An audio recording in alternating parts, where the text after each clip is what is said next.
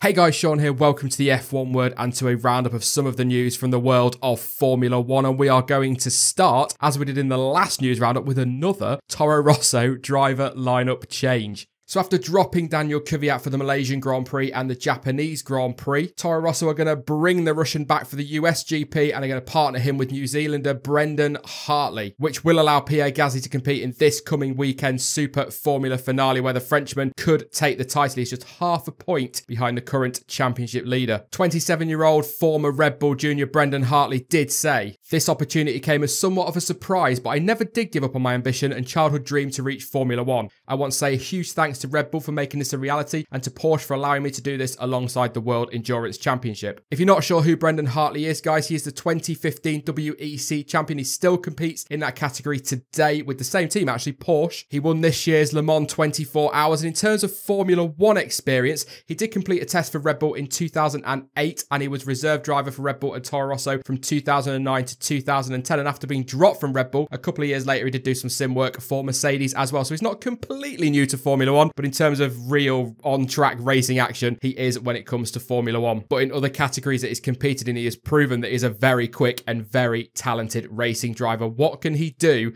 with his one and only outing potentially at this weekend's or this coming weekend's US Grand Prix? Can he really shine and maybe, just maybe, throw himself into contention for a seat within Formula One somewhere next year, although there aren't many of those left, of course. Now, Toro Rosso have not said who will race in their cars for the remainder of the 2017 season, but it is expected that Pierre Gasly will return after his Super Formula finale appearance in Mexico and will compete for the remaining 3 races of the season. But what about Daniel Kvyat? Could this be Brendan Hartley's best chance to at least see out the rest of the season and maybe get a seat with Toro Rosso next year? If he can outshine Kvyat, who is already on wobbly ground, demoted, let's not forget, twice already by Red Bull, dropped from Red Bull to Toro Rosso, and then kicked out of the team as well for 2 races this season. If Hartley can comfortably outshine Kvyat this coming weekend, could he nick that seat for the rest of the season from the Russian? Time will tell, but let's face it, Toro Rosso are not afraid to make big decisions like that.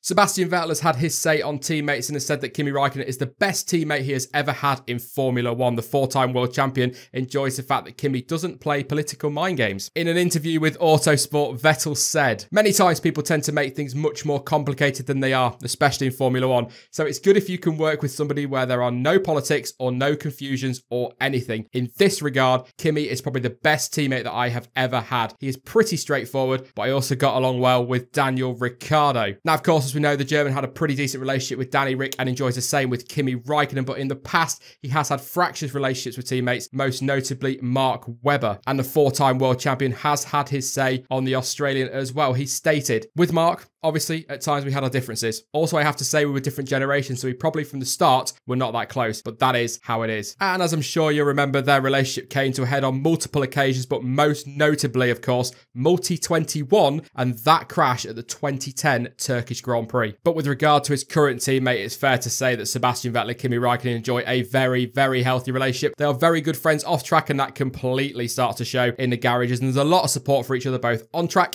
in the garages, and of course in the paddock and the pit lane. And I can't be the only one loving the irony of Sebastian Vettel talking about how he doesn't like his teammate playing politics or mind games. Classic F1 irony.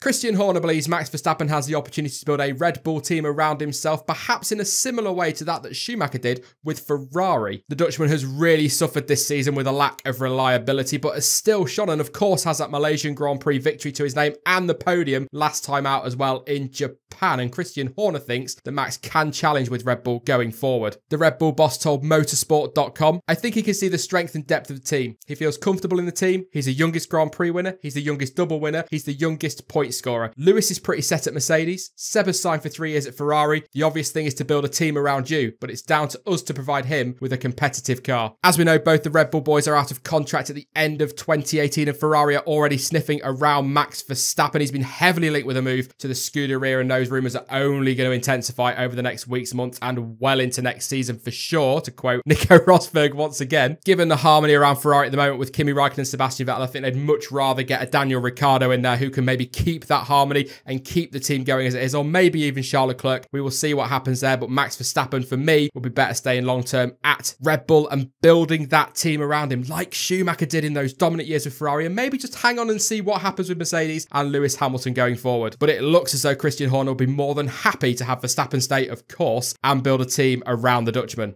Newly crowned European F3 champion Lando Norris could be set for promotion to McLaren as the team's third driver at the end of this season. Current McLaren third driver Jenson Button is set to leave F1 completely at the end of 2017 and has expressed a desire to race in another category full-time next season. Back at the Italian Grand Prix, McLaren boss Zak Brown said of Lando Norris, "Our current plan is to put him in Formula 2 next year. I certainly think he's fast enough to be in Formula 1, but we don't want to rush things. He's definitely our star of the future, and we won't put him in another Formula 1 team at this point." And this week, Eric Boullier reiterated this and went on to say that if Jenson has no role here, then of course we need a new driver. We have to prepare. Lando could be one of them. Lando, of course, shone in the F1 test earlier in the season and this weekend clinched the European F3 Championship with 2 races remaining. Interestingly enough, securing the 17-year-old Brit enough points on his super license to be able to step up to Formula 1 in some capacity. That's another hurdle absolutely out of the way for the Brit. I had my say on Lando Norris earlier in the season in a F1 Future Stars video. Do go check that out on the channel, guys, if you're interested. But the kid is a serious talent. He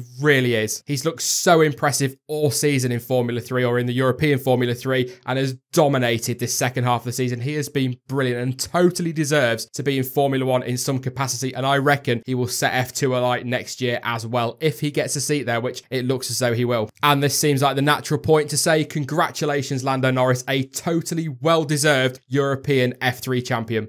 Before I go though, guys, I just want to apologise for the second video in a row for the lack of content that's been on the channel over the last week. I don't want to bore you with it, guys, and feel free to get your little mini violins out if you like, but basically I was in hospital on Tuesday, had a little bit of surgery. It knocked me for 6. I just didn't feel up to it, so I spent the week just relaxing and recovering. Still not 100%, but definitely getting there, and content. Normal service and content will be resumed as of now. That is a promise. I will be back next week with more content for you, and of course, it is the US Grand Prix next weekend as well. Can Lewis Hamilton seal an historic 4th Formula 1 world title? I guess time will tell. But as ever, guys, thank you so much for watching. I've been Sean. This has been the F1 Word. And until next time, goodbye.